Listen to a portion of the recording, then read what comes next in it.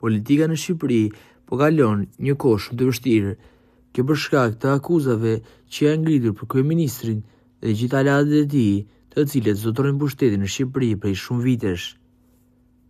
Avokati i njohur Spartak Ngjela ka komentuar situatën politike në vend, ndërsa ka shpërthyer në akuzat të forta ndaj kryeve kryesor të politikës shqiptare, veçanërisht ndaj kryeministit Edi Rama dhe ish-kryeministit Sali Berisha.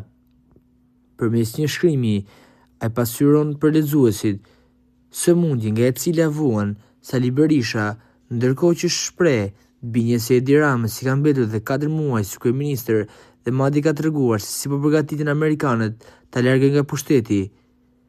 Sipas tij, Berisha është një politikan që nuk ka më mbështetje në Shqipëri, pra shqiptarët e kanë shpallur atë non grata.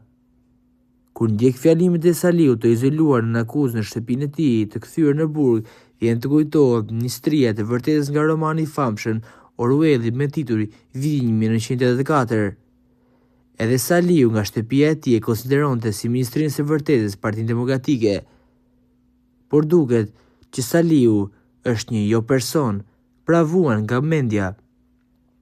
Saliu tashmë është një jo person, por nuk e kupton dot, sepse frika e arrestit e ka degdisur në delirin se ai po drejton revolucionin për përmbysjen e Edi Ramës. Në fakt, është frika e akuzës si konflikti i brendshëm i tij që i ka nxitur delirin në udhëheqësit e revolucionit kundrejt Ramës.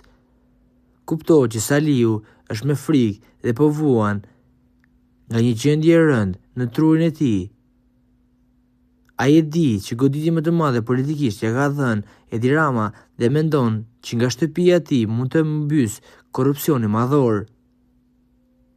Frika është ndaj Amerikës, prandaj edhe mosha e tij e ka bërë që të harrojë gjërat më të rëndësishme që janë përhapja e demokracisë në Shqipëri.